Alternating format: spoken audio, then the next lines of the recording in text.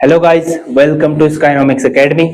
आज हम लोग बात करेंगे जो अपना चैप्टर है न्यूक्लियाई, उसका पार्ट सेकंड। कल हमने डिस्कस करा था क्या क्या, थोड़ा रिवाइज कर लेते हैं, ठीक है। उसके बाद मैं आगे बढ़ता हूँ, थोड़ा रिवाइज कर लेते हैं हम लोग। सबसे पहले हमने बेटा बात करी थी क्या, किसकी बात करी थी? न्यूक्लियस की, है ना। न्यूक्लियस क्या होता है बेटा? न्यूक्लियस क्या होता है बताओ? न्यूक्लियस इज ए सेंट्रल, बेटा सेंट्रल कोर होता है किसका? एटम का, जिस पर हम कंसीडर करते हैं कि सारा mass and positive charge is considered, ठीक है, इज कंसंट्रेटेड, है ना। हम बेटा इसका हम बात करें, इसका वो क्या होता है? रेडियस -15 मीटर, इतना छोटा। और बेटा एटम की बात करें तो कितना होता है? 10⁻⁻10 मीटर, ठीक है। फिर बेटा कंपोजिशन ऑफ न्यूक्लियस क्या होता है? कंपोजिशन ऑफ क्या? न्यूक्लियस होता है कुछ, बताओ। बताओ जरा, कुछ होता है तो। न्यूक्लियस किस किस से मिलकर बना होता है बेटा? Proton and neutron. किससे मिलकर बना होता है बेटा? प्रोटॉन एंड न्यूट्रॉन, है ना। इसी से मिलकर बना होता है ना, प्रोटॉन एंड न्यूट्रॉन से। ये बेटा एक ऑर्बिट हो गया, ये हो गया न्यूक्लियस। इसमें क्या क्या होगा बेटा? इसमें होने चाहिए हमारे कुछ प्रोटॉन कुछ न्यूट्रॉन, कुछ प्रोटॉन कुछ न्यूट्रॉन, ऐसे ऐसे, ठीक है। कुछ प्रोटॉन कुछ न्यूट्रॉन होने चाहिए। अब हम बात करते हैं बेटा, मैंने डिस्कस करा था सबसे पहले एटॉमिक नंबर। एटॉमिक नंबर क्या होता है किसी एलिमेंट का? एटॉमिक नंबर होता है ना, होता है। बताओ, किसी का एग्जांपल दो मुझे। एटॉमिक नंबर, एटॉमिक नंबर क्या होता है बेटा? Number of proton, number of किसी एलिमेंट में कितने प्रोटॉन है, ठीक है। किसी में कितने क्या है? प्रोटॉन। जैसे हम बात करें बेटा, फिलहाल ऐसे लिख लेते हैं इसको, ठीक है। इसको बोलते हैं बेटा कि Z, क्या बोलते हैं? एटॉमिक नंबर किसके बराबर होता है बेटा? नंबर ऑफ प्रोटॉन्स, या फिर नंबर ऑफ इलेक्ट्रॉन्स भी होता है, लेकिन किस केस में? न्यूट्रल। किस केस में बेटा? न्यूट्रल एटम के केस में, ठीक है। न्यूट्रल मतलब इलेक्ट्रॉन भी उतने ही है, प्रोटॉन भी उतने ही है, तब जाके एटॉमिक नंबर इक्वल होगा इलेक्ट्रॉन के नंबर के, ठीक है। फिर हमने क्या पढ़ा था बेटा दूसरा, बता ना सर? Mass number. क्या पढ़ा था बेटा? मास नंबर क्या था? ए। मास नंबर क्या था बेटा? सम ऑफ किसका? प्रोटॉन और न्यूट्रॉन। ए क्या होता है बेटा? Z plus neutron. हाँ, जेड में proton plus number of proton plus number of neutron. फिर हम बात करेंगे बेटा किसके बारे में? न्यूट्रॉन का नंबर क्या हो जाएगा यहां से? A माइनस जेड हो जाएगा ना, A माइनस जेड हो गया। फिर आगे बस, जैसे बेटा एक एग्जांपल है, जनरली हम किसी एटम को कैसे लिखते हैं? एलिमेंट को एक्स जेड और ए, ऐसे लिखते हैं ना बेटा। जेड क्या है यहाँ पर? Atomic number. ए क्या है बेटा? Mass number. हमें नंबर ऑफ इलेक्ट्रॉन्स निकालने तो क्या होगा? ए माइनस जेड होगा। इतना ठीक है बेटा, है ना? ओके, कोई दिक्कत तो नहीं है? नहीं ना। फिर इसके बाद क्या पढ़ा था बताओ? Size of nucleus. क्या पढ़ा था बेटा? Size of nucleus. Size of nucleus क्या होता है बेटा? मतलब न्यूक्लियस का रेडियस। न्यूक्लियस का रेडियस। एक्सपेरिमेंटली हमें पता क्या चला बेटा? जो वॉल्यूम होता है, जो क्या होता है? वॉल्यूम होता है, किसके डायरेक्टली प्रोपोर्शनल होता है? किसके डायरेक्टली प्रोपोर्शनल होता है बताओ? देख के बताओ। किसके? मास नंबर के। किसके होता है बेटा?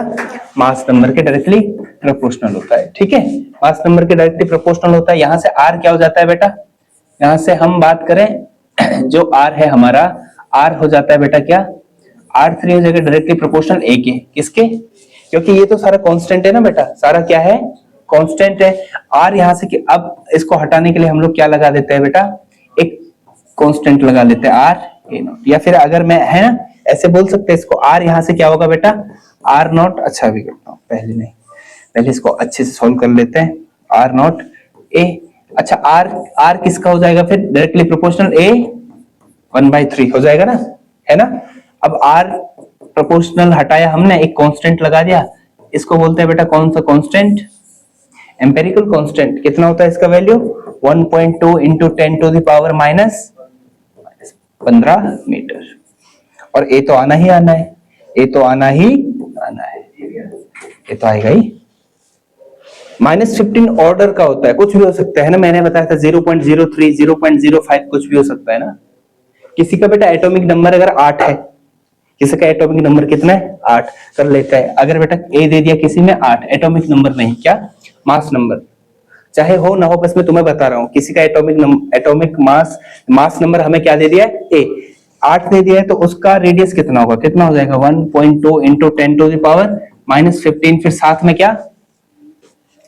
में क्या 8 का 1/3 है ना, 1.2 इंटू 10 टू द पावर -15। 8 मतलब किसका क्यूब, 2 का क्यूब, हाफ 3 से 3 कैंसिल, तो 2 का मल्टीप्लाई करो 2.4 into 10 to the power -15 metre.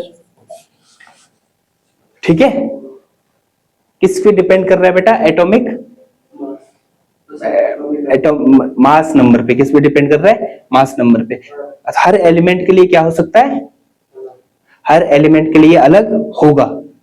अब जो मैं आगे बता रहा हूं बेटा ये इंपॉर्टेंट है, चाहे न्यूमेरिकल आए चाहे सीधे यही आ जाए जो मैं बताऊंगा।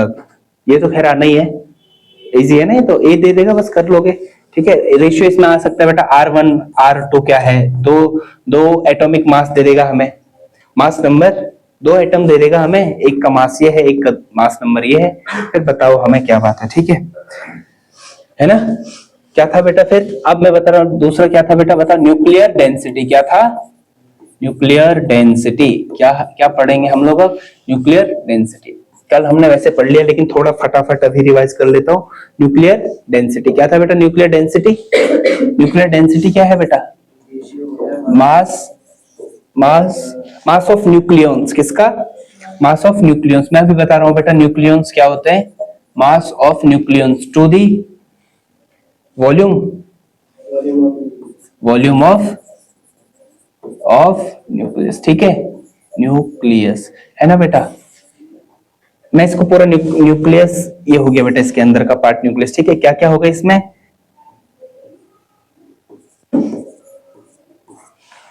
है ना, ये न्यूक्लियन है बेटा। न्यूक्लियन का मतलब क्या है, न्यूक्लियन का मतलब क्या है, प्रोटॉन प्लस न्यूट्रॉन। ठीक है, एवरेज मास कितना ले सकते हैं बेटा हम, m। एवरेज मास क्या ले सकते हैं, m। तो टोटल मास क्या हो जाएगा न्यूक्लियस का, m इंटू ए। ए मतलब क्या है, मास नंबर, कोई दिक्कत तो नहीं है, m इंटू ए ले सकते हैं ना हम। ठीक है, ए मतलब मास नंबर। क्यों ले रहे हैं बेटा, न्यूक्लियंस ए ही होंगे। न्यूक्लियंस क्या होता है, प्रोटॉन प्लस न्यूट्रॉन, है ना, तो वही तो ए था। ए क्या था, number of proton plus number of, तो बस है ना बेटा। हम इसको लिख सकते हैं क्या, एम ए, लिख लो बेटा इसको ऐसा, एम ए अपॉन क्या, वॉल्यूम क्या होगा 4/3 पाई आर, आर का क्यूब, है ना। फिर क्या लिख सकते हैं बेटा इसको, ये 3 ऊपर लिख लो बेटा, 3m a upon 4 pi r naught होता है ना, आर नॉट फिर क्यूब और फिर ए से बेटा ए कैंसिल। ठीक है, तो क्या आएगा 3m 4 पाई अपॉन, ठीक है बेटा। ये सारी वैल्यू क्या है, कांस्टेंट। सारी वैल्यू क्या है बेटा ये, क्योंकि 3 तो क्या है मतलब 3 का 3 कांस्टेंट है। m मतलब मास ऑफ न्यूक्लियन। कितना होता है बेटा मास ऑफ न्यूक्लियन, बताना यशराज।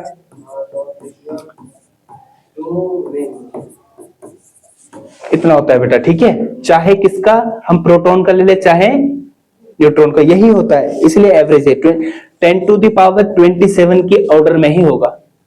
ठीक है, थोड़ा ज्यादा किसका होता है, प्रोटॉन, ठीक है, या न्यूट्रॉन का होता है। सबसे ज्यादा किसका होता है, न्यूट्रॉन। मैं भी बता दूंगा, ठीक है बेटा। अगर हम सबकी वैल्यू लिख दे तो आंसर कितना आता है हमारा, 2.29 इंटू 10 टू द पावर कितना आता है, माइनस या plus 17, okay, KG metre cube. अब देखना बेटा, 1 मीटर क्यूब में कितने न्यूक्लियन है, कितने न्यूक्लियन नहीं, कितने न्यूक्लियन है, 10 टू द पावर 17 लगा लो।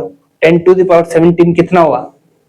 बिलियन ट्रिलियन लगा लो, एक के पीछे 17 जीरो, 10 का गुना ऐसे ऐसे 17 बार, इतना ज्यादा। तो न्यूक्लियस क्या होता है बेटा? हाईली पैक्ड होता है। पैक्ड मतलब डेंस होता है, बहुत ज्यादा। न्यूक्लियस इसीलिए क्या है बेटा? सेंट्रल कोर, बहुत भारी। एटम है, एटम का उधर सबसे ज्यादा मास कहां पर कंसंट्रेटेड है? क्यों? क्योंकि बेटा बहुत ज्यादा डेंस है। क्या है बेटा? डेंसिटी का एटॉमिक मास से, मास नंबर से कोई लेना देना है? एटॉमिक मास नहीं, मास नंबर से लेना देना है कुछ? डेंसिटी का कुछ भी लेना देना नहीं है बेटा। ये सब के लिए क्या होता है? इतना ही होता है, याद रखना इसको, 17। ठीक है बेटा, इसको याद रखना है कैसे भी करके। रो इज, किसी भी एटम के लिए क्या होता है बेटा? रो 2.29 इंटू 10⁻17 किलोग्राम पर मीटर क्यूब। ये चेंज होगा ही नहीं। रेशियो आ गया बेटा तुम्हें कि ρ1/ρ2 कितना है? कोई भी दो एटम दे दिया हमें, बोले सोडियम और दूसरा दे दिया जेनॉन, इसके लिए डेंसिटी कितनी होगी? इसका रेशियो कितना होगा? क्योंकि दोनों इक्वल है, इसकी डेंसिटी भी कितना होगा? यही, और जेनॉन की भी होगी यही। तो आंसर क्या आएगा? हमेशा 1 या फिर 1:1। ठीक है, क्वेश्चन आते हैं ऐसे। क्वेश्चन आता है बेटा 2 नंबर पे, show that the nuclear density is independent of, क्या? इंडिपेंडेंट ऑफ इट्स साइज या फिर इंडिपेंडेंट ऑफ मास नंबर। कोई दिक्कत तो नहीं है? ओके है ना। फिर उसके बाद क्या पढ़ा था बेटा हमने? मास डिफेक्ट पढ़ा था शायद, है ना। उसके बाद क्या पढ़ा था हमने? Mass defect. अच्छा एक चीज और भी तो पढ़ी थी, एएमयू पढ़ा था ना। क्या था एएमयू? क्या था AMU? Atomic mass unit. Atomic mass unit था बेटा। क्या किस, इससे क्या एक्सप्रेस करते हैं हम? Mass of atom, mass of atom, है ना। 1 एएमयू कितना होता है बेटा? एएमयू कितना होता है? 1.6 इंटू 66 इंटू 10⁻, कितना? माइनस कितना? 17 है, 27 केजी। ठीक है बेटा, है ना। अच्छा बेटा, मास ऑफ प्रोटॉन क्या होता है? 1.672 इंटू 10⁻⁻27 केजी, है ना। एमपी क्या होता है बेटा? M neutron. न्यूट्रॉन का क्या हो जाएगा? 1.4749 1.6464749 इंटू 10⁻, कितना? -27 केजी। और इसका क्या होता है? इलेक्ट्रॉन का क्या होता है? 10⁻, कितना? 9.1 होता है। ठीक है, 319 9.1 9.1 इंटू 10⁻⁻31 केजी। तो सबसे हल्का ये है बेटा इलेक्ट्रॉन। सबसे लाइट पार्टिकल कौन सा है? इलेक्ट्रॉन। और सबसे भारी, ठीक है, इसका एएमयू में भी रिलेशन आता है। ठीक है, 0.00 समथिंग आता है। ठीक है, एएमयू में भी आ सकता है। इतना ठीक है बेटा? बताओ यहां तक किसी को कोई दिक्कत नहीं है? ठीक है, आगे बढ़े हम लोग स्लाइड्स आगे। फिर हमने पढ़ा था बेटा मास डिफेक्ट। क्या पढ़ा था? Mass defect. ठीक है बेटा, mass defect. Okay, mass defect क्या होता है बेटा? जैसे अभी हम बात करते हैं बेटा न्यूक्लियन। जो बेटा न्यूक्लियस बना हुआ किस किस से बना हुआ है? किस किस से बना हुआ है? हाँ, प्रोटॉन और न्यूट्रॉन से मिलकर बना हुआ है। ठीक है, प्रोटॉन और न्यूट्रॉन से मिलकर बना हुआ है। फिर क्या हो जाता है बेटा इसमें?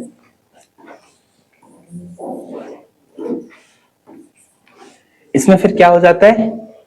मास डिफेक्ट क्या हो जाएगा? मैंने बात की थी जो न्यूक्लियस का हमने अलग से मास मेजर करा था, वो आया था बेटा क्या? ज्यादा आया था। किससे? इन दोनों के इंडिविजुअल मासेस से। ठीक है, ठीक है ना। तो ये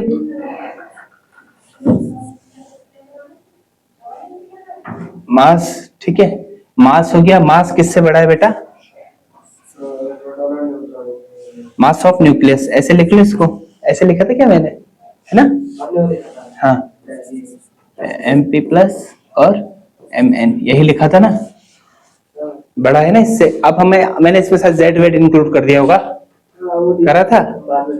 एटॉमिक, फिर है ना डेल्टा एम, मतलब क्या होता है बेटा, mass defect. Mass defect basically है क्या, मास डिफेक्ट है बेटा डिफरेंस, किस किस में difference, total mass of nucleus and individual mass of किसका, प्रोटॉन और न्यूट्रॉन।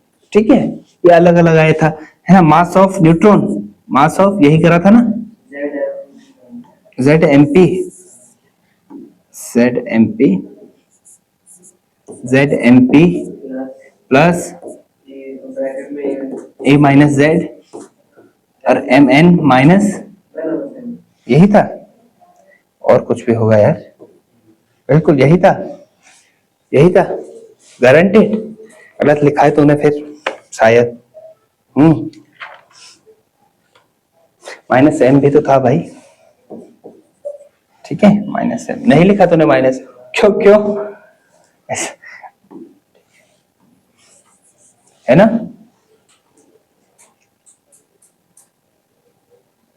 ठीक है। अब यहाँ पर हमने थोड़ा वो बोल दिया बेटा, ठीक है।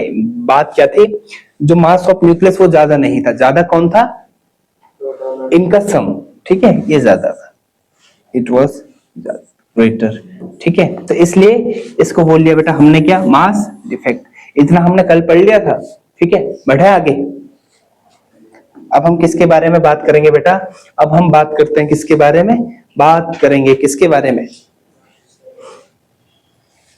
मास एनर्जी रिलेशन, कल बात करी थी हमने, आइंस्टाइन ने दिया था बेटा ये E is equal to M C square, क्या दिया था, E is equal to M C square, energy किसके इक्विवेलेंट है, एम सी स्क्वायर के, एम का मतलब क्या है बेटा यहाँ पे, मास, और सी क्या है, स्पीड ऑफ इन वैक्यूम, ठीक है।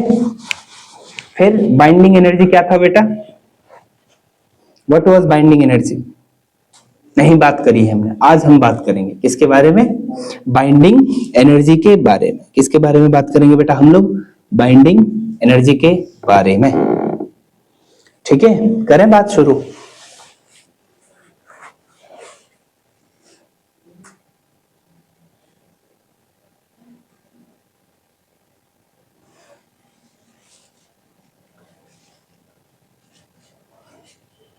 ठीक है बेटा।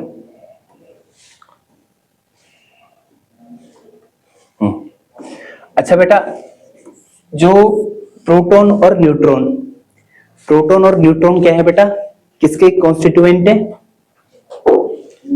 न्यूक्लियस के, ये दोनों बेटा एक दूसरे में क्या टाइटली बाउंड है, टाइटली क्या है बेटा, बाउंड है, चाहे प्रोटॉन प्रोटॉन से, या फिर प्रोटॉन न्यूट्रॉन से, या फिर न्यूट्रॉन न्यूट्रॉन से, टोटली बाउंड होते हैं बेटा, ठीक है, स्ट्रांगली बाउंड होते हैं। अब इनको हटाने के लिए, इनको वहां से हटाने के लिए हमें क्या चाहिए होगा, कुछ ना कुछ एनर्जी चाहिए होगा, that energy is nuclear binding energy, ठीक है।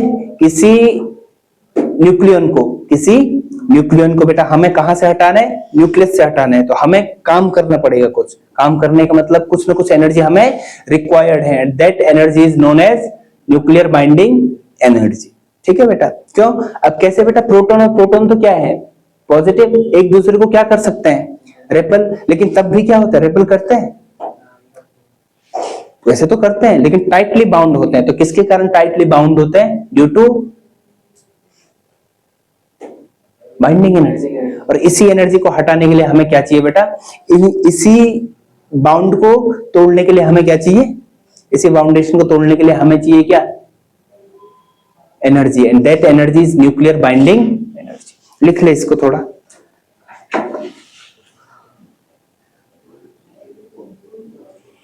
ठीक है।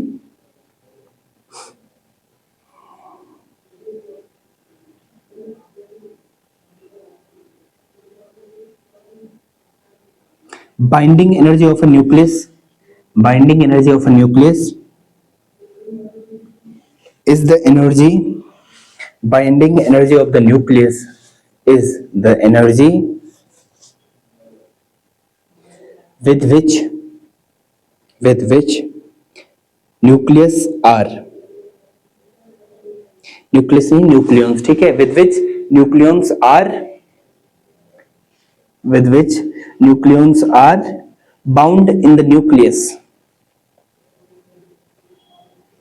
है ना, एनर्जी एनर्जी विद विच क्या बेटा, विद विच क्या क्या nucleons are bound within nucleus, है ना, विद इन न्यूक्लियस। इसको बेटा कैसे मेजर करेंगे हम, कैसे कैसे किसी एनर्जी को पता करना है तो कैसे करें कि उसको हटाने में कितनी एनर्जी लग रही है, उतनी तो एनर्जी हुआ, है ना, ठीक है। तो लिखो it is measured, it is measured by it is measured by it is measured by the work required, it is measured by the work required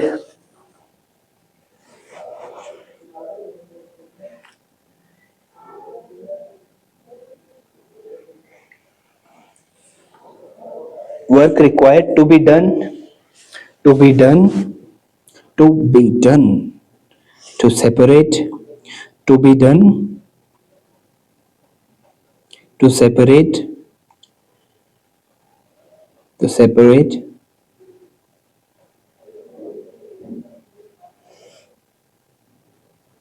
to separate the nucleons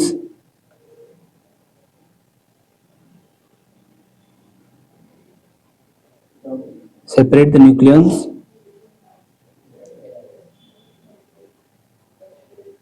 from nucleus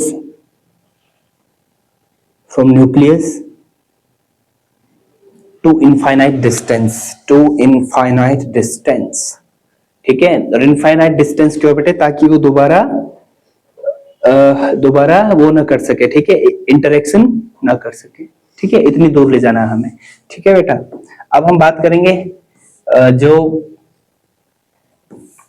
इसका expression होता है बेटा, क्या होता है, expression of binding energy, किसका, अभी मत लिखना, पहले बस समझ ले, एक्सप्रेशन ऑफ किसका, बाइंडिंग एनर्जी का एक्सप्रेशन, ठीक है बेटा। एक्सप्रेशन क्या होता है बाइंडिंग एनर्जी का, सबसे पहले बेटा हमें पता है E इज इक्वल टू क्या होता है, एम सी स्क्वायर, लेकिन बाइंडिंग, अच्छा अच्छा बेटा एक बात ध्यान रखना है, इसके लिए कौन रिस्पॉन्सिबल होता है, बाइंडिंग एनर्जी के लिए रिस्पॉन्सिबल होता है बेटा मास डिफेक्ट, कौन रिस्पॉन्सिबल होता है, क्योंकि न्यूक्लियस जो न्यूक्लियॉन्स है हमारा, उनका मास क्या है, ग्रेटर देन न्यूक्लियस, है ना, तभी भी इतना रिपल्सन के बावजूद भी क्या टाइटली बाउंड है, ठीक है, क्यों, किसके कारण, मास डिफेक्ट के कारण बेटा, ठीक है। तो बाइंडिंग एनर्जी के लिए कौन रिस्पॉन्सिबल है बेटा, मास डिफेक्ट, कौन है, मास डिफेक्ट, ठीक है। यहाँ पर हम डेल्टा एम लिख सकते हैं बेटा, ठीक है, क्या होगा, डेल्टा एम। अब मास डिफेक्ट क्या था बेटा, Z M P plus A minus Z mass of neutron minus M, M मतलब क्या है बेटा, मास ऑफ न्यूक्लियस, ठीक है। बाइंडिंग एनर्जी क्या हो जाएगा यहां से, फिर बेटा बाइंडिंग एनर्जी हो जाएगा डेल्टा एम की जगह पे ये लिख लो, Z M P plus A minus Z M N minus M, और साथ में क्या, सी स्क्वायर, ये लिखना है बेटा आपको, ठीक है, ये आपको लिखना है,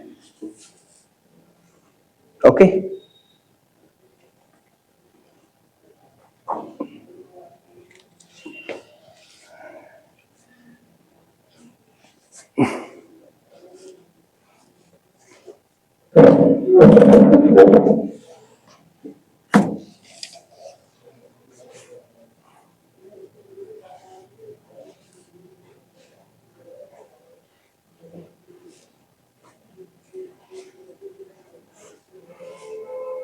क्वेश्चन करेंगे इस पे अगर मिल जाए मुझे तो,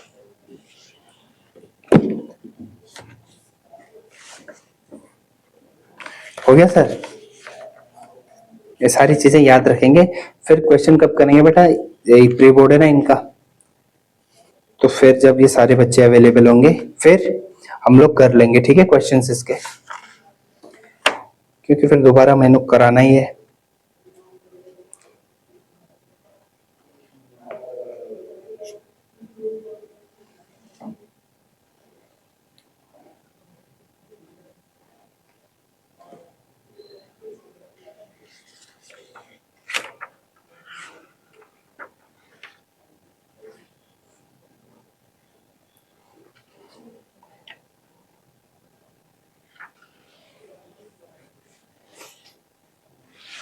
ये क्वेश्चन कर ही लेते हैं बेटा, ठीक है।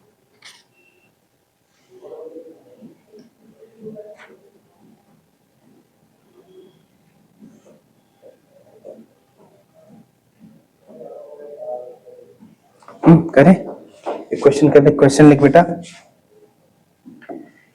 Calculate binding energy, calculate binding energy, binding energy. अच्छा पहले मैं पर न्यूक्लियन बता देता हूँ, फिर करते हैं बेटा। पर न्यूक्लियन बता रहा हूँ, ठीक है। Per nucleon. अब हम बात करते हैं बेटा average binding energy per nucleon, average binding energy per nucleon, ठीक है बेटा। यहाँ देख, सारे जो न्यूक्लियन से बेटा उनकी बाइंडिंग एनर्जी क्या हो जाएगी, एवरेज। और हमें अगर एक न्यूक्लियन को निकालना है तो एक न्यूक्लियन से इसको क्या कर देंगे, डिवाइड कर देंगे, ठीक है ना, मास से, उसके मास से, ठीक है बेटा। तो लिख इसको, कैसे लिखिएगा इसको, लिख ले average energy we have to spend, average energy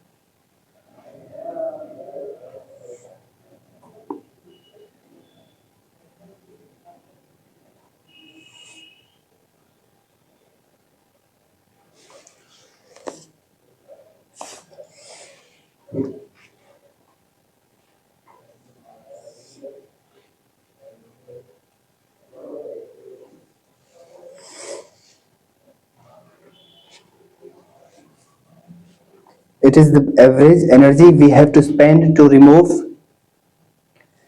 a nucleon from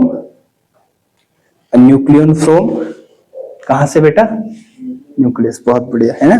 average binding energy को लिख लो, एवरेज बाइंडिंग एनर्जी क्या होता है बेटा, बाइंडिंग एनर्जी अपॉन क्या बेटा, ए, मास नंबर ऑफ न्यूक्लियन, ठीक है, mass number of nucleon. Okay, ये कर्व बनाना है बेटा आपको, ठीक है। कर्व क्या है पहले देख ले, किस किस के बीच का कर्व है बेटा, ये है मास नंबर क्या है बेटा, और ये क्या है, बाइंडिंग एनर्जी पर न्यूक्लियन क्या है बेटा, बाइंडिंग एनर्जी पर न्यूक्लियन, ठीक है। सबसे पहले बेटा जो स्मॉल लाइट एलिमेंट होता है जैसे हाइड्रोजन, हीलियम, इनके लिए क्या है, बाइंडिंग एनर्जी स्मॉल है। फिर जैसे जैसे हम बढ़ते जा रहे हैं बेटा बाइंडिंग एनर्जी क्या हो रही है, ज्यादा, ठीक है। फिर पीक्स हमें मिल रहे हैं, एक पीक यहां पर मिल गया, फिर एक पीक यहां पर मिल गया, फिर ये हो गया, फिर ये। सबसे ज्यादा बेटा बाइंडिंग एनर्जी होती है किसकी, इसकी आयरन की। किसकी होती है बेटा, आयरन की 56, जिसका एटॉमिक नंबर कितना होता है, एटॉमिक नंबर होता है मास नंबर, ठीक है। ये मास नंबर दिख रहा है, मैं क्या दिख रहा है, ठीक है बेटा। यहां से यहां दिख रहा है तेरे को, स्टेबल सा है ना, थोड़ी स्टेबल सा है ना।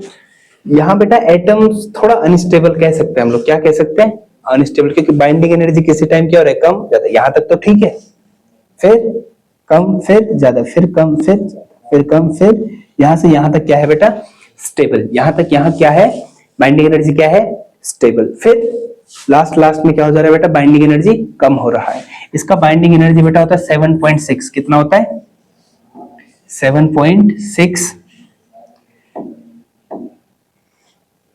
7 कितना होता है बेटा, 6 MeV, कितना होता है, मेगा इलेक्ट्रॉन वोल्ट। इसका होता है बेटा सबसे ज्यादा आयरन का होता है, ठीक है, कितना होता है, 8.8 MeV, ठीक है। यहां से यहां तक क्या है बेटा, थोड़ा ये 32 से और यहां तक क्या है, स्टेबल है ना, थोड़ा स्टेबल लग रहा है, फिर डिक्रीज हो जा रहा है। यहाँ तो बहुत ज्यादा उथल पुथल है, ठीक है। लेकिन ये पीक्स क्या दिखा रहे हैं बेटा, जो ये पीक्स हैं, जैसे यहाँ पर बन रहा है ना पीक बन रहा है, तो ये पीक्स दिखाते हैं बेटा, ये पीक वाले जो एलिमेंट है वो ज्यादा स्टेबल है एज कंपेयर टू जो बाकी है, ठीक है, कोई दिक्कत तो नहीं है। इस बेटा इस कर्व को बनाना।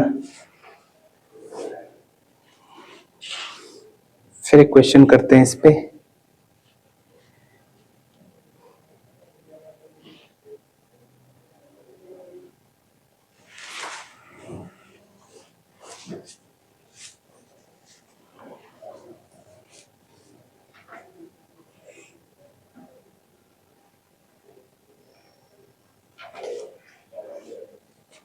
इसको मिटा दूं मैं, जो मैंने कर रखा है ना, इसको मिटा दो, फिर तो क्लियरली कर लेना। इसको बना लो फिर, अभी जैसे भी बना रहे, लेकिन बेटा एग्जाम में या फिर नोट्स के लिए साफ साफ बनाना। वैसे पहले बना रखा है हमने? नहीं, ठीक है, पहले नहीं बना रखा, तो इसीलिए बोल रहा हूँ बेटा अच्छे से बनाना है। एटॉमिक मास नहीं, मास नंबर। ये है बेटा बाइंडिंग एनर्जी पर न्यूक्लियर, बाइंडिंग एनर्जी पर न्यूक्लियर, ठीक है।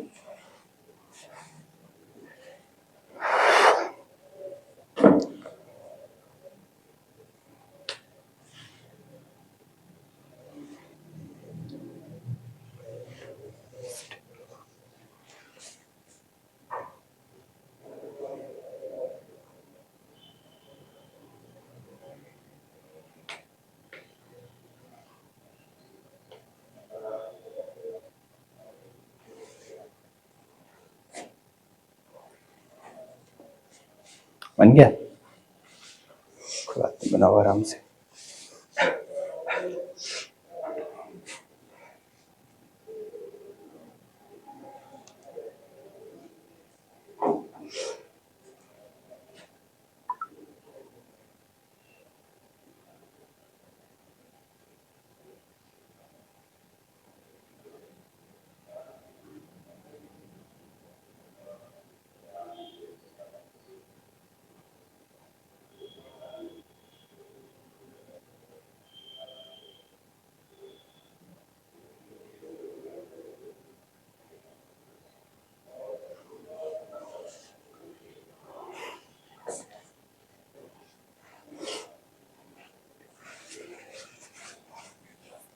क्वेश्चन करते हैं, फिर देखता हूँ मैं कौन सा क्वेश्चन है। फिर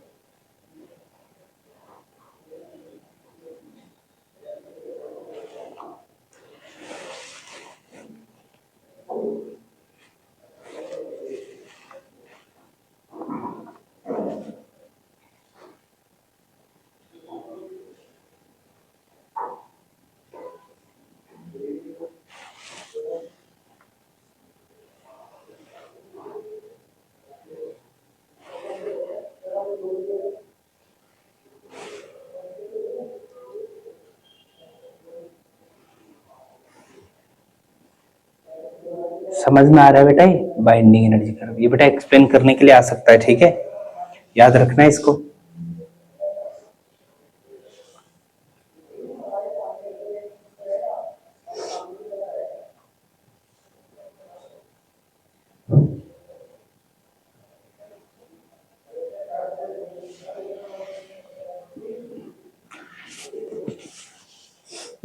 हो गया, done.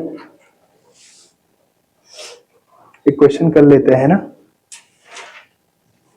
Calculate binding energy for, बेटा हाइड्रोजन, हाइड्रोजन का जो आइसो, ठीक है, उसको कर लेते हैं आइसो बार, ठीक।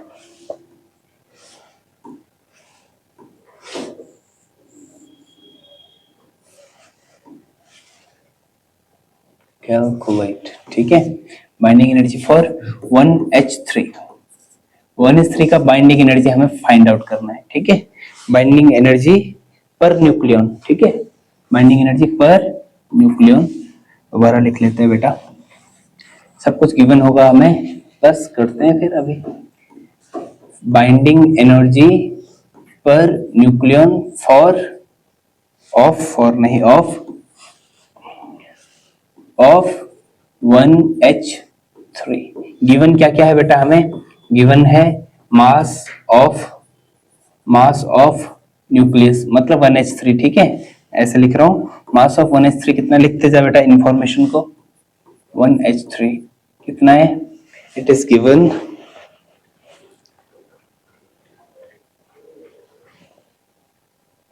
3.01608 यूनिट। यूनिट का मतलब AMU, ठीक है।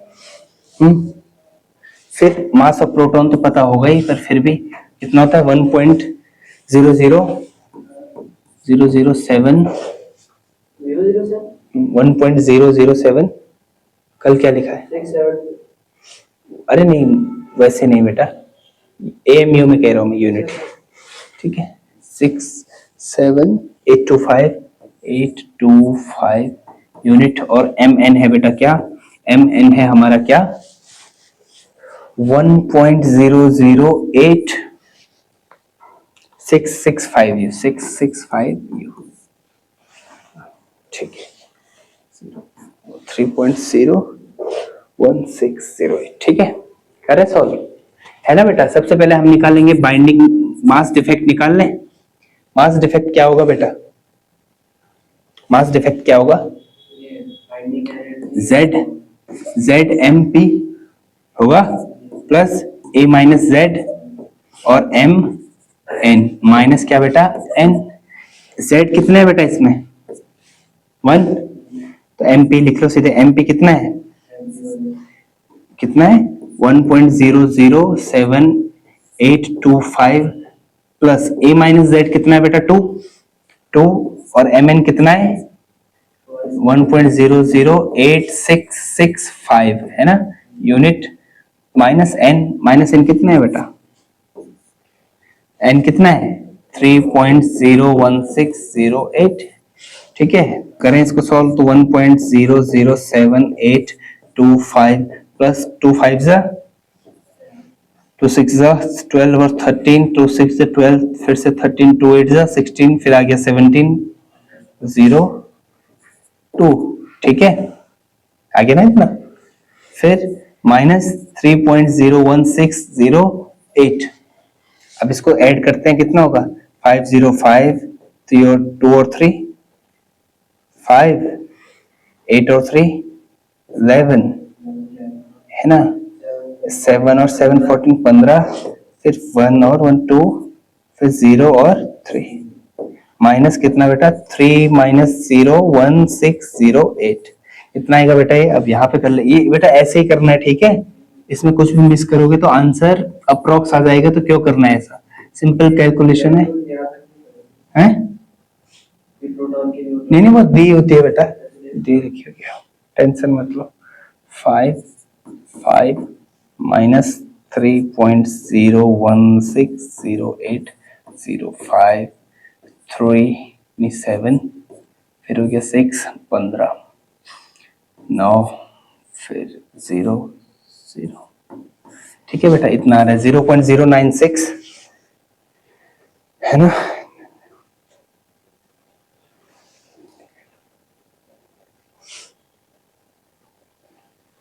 इतना ही आ रहा है ना, ये कुछ अलग आ रहा है? बताओ, यही आ रहा है ना? मल्टीप्लाई करके देख, ये माइनस करके इतना ही आ रहा है ना। 5 0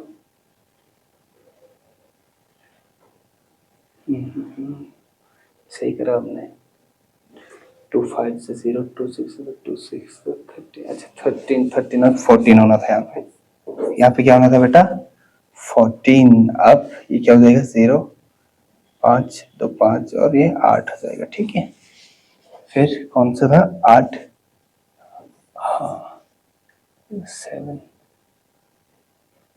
ठीक है 7, फिर 8 2 8 से 16, हाँ ठीक है ठीक है। ठीक है बेटा, कितना आ रहा है आंसर, कितना आ रहा है 0.009675। ठीक है, ये है बेटा यूनिट, ये क्या है यूनिट। अब हमें यूनिट में तो नहीं निकालना है मास, हम इसको निकाल लेते हैं बेटा किसमें, MeV में। ठीक है, ये आ गया बेटा क्या टोटल बाइंडिंग, ये आ गया मास। अब ये क्या था, मास था।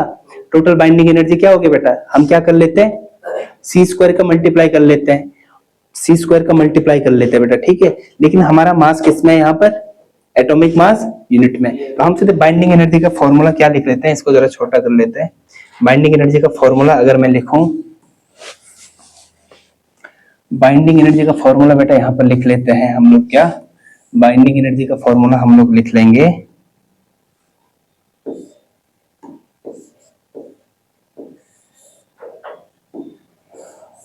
ठीक है बेटा। टोटल बाइंडिंग एनर्जी क्या होगा बेटा, हम लोग लिख लेते हैं इसको 0.0097675 इंटू 931, क्योंकि मैंने बताया था ना बेटा जो 1 यूनिट कितना होता है 931.5 MeV। ठीक है, लेकिन यहाँ पर सी स्क्वायर से भी हमें वो करना पड़ेगा मल्टीप्लाई। ठीक है, ओके, ठीक है। इसको सॉल्व करो जरा, कितना आ रहा है 8 पॉइंट में आएगा समथिंग, क्योंकि 9 9 जा कितना होता है 8 पॉइंट समथिंग आएगा।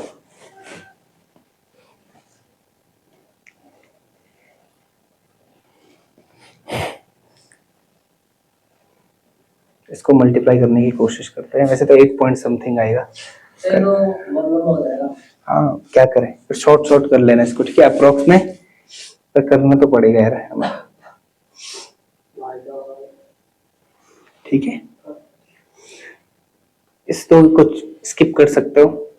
ठीक है बेटा, इसका आंसर आता है कितना 8.45 MeV, क्या आता है, ठीक है इतना आता है इसका आंसर, कोई दिक्कत तो नहीं है। ठीक है, ठीक है, इसको हटा दो। 931.5 MeV। MeV का मतलब क्या है, मेगा इलेक्ट्रॉन वोल्ट, क्योंकि बात करी थी ना 1 यूनिट कितना होता है। ठीक है, अगर हमें बेटा ना यहां ध्यान दे, अगर हमें जो एनर्जी है वो MeV में पता हो तो फिर सी स्क्वायर लगाने की जरूरत नहीं है। ठीक है ना, वैसे कर तो सकते थे हम बेसिकली बात क्या कर रहे हैं, ये इतना सी स्क्वायर होता है, एक सी स्क्वायर पहले से होता है ना फॉर्मूले में, मास डिफेक्ट इनटू सी स्क्वायर, तो सी स्क्वायर से सी स्क्वायर कैंसिल, इसलिए मैं इसको लिख नहीं रहा हूं अभी। ठीक है, ये तो बेटा टोटल बाइंडिंग एनर्जी है, ये क्या है टोटल बाइंडिंग एनर्जी। लेकिन हमें पूछा क्या है क्वेश्चन में, बाइंडिंग एनर्जी पर न्यूक्लियन। तो बाइंडिंग एनर्जी पर न्यूक्लियन क्या हो गया बेटा, कितने बाइंडिंग एनर्जी कितनी आएगी 8.45 मेगा इलेक्ट्रॉन वोल्ट आई ना। ठीक है बेटा, और न्यूक्लियन कितने थे उसमें, कितने न्यूक्लियन है इसमें 3, कितने बेटा 3 तो है कि नहीं है। तो फिर करो इसको सॉल्व, तो 2 पॉइंट और फिर 2.82 मेगा इलेक्ट्रॉन वोल्ट, ये आ गया बेटा हमारा आंसर। ठीक है यार, क्या है बेटा सैंपल पेपर है ना, जो ऐसा ही क्वेश्चन है उसमें, कुछ लंबा नहीं है बेटा, प्रैक्टिस करनी पड़ेगी फटाफट। वैल्यूज दी होंगी, ठीक है टेंशन मत लो, ऐसा नहीं होता है वैल्यूज नहीं दिए।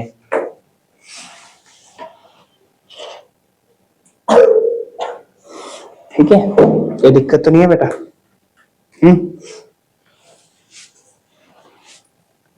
बाकी हम लोग करेंगे कब, कल करते हैं। ठीक है, कल तो आपका कल वो होगा फुल लेंथ टेस्ट आपका है ना, फिर हम मंडे को कंटिन्यू करेंगे और बात करेंगे बेटा इसका जो एक पार्ट बचा हुआ है, और कुछ क्वेश्चंस हम उसी दिन सॉल्व करेंगे।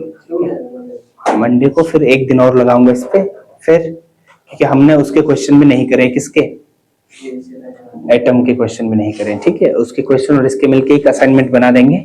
ठीक, बाकी मिलते हैं हम लोग कल, तब तक के लिए पढ़ते रहिए और खुश रहिए। ठीक।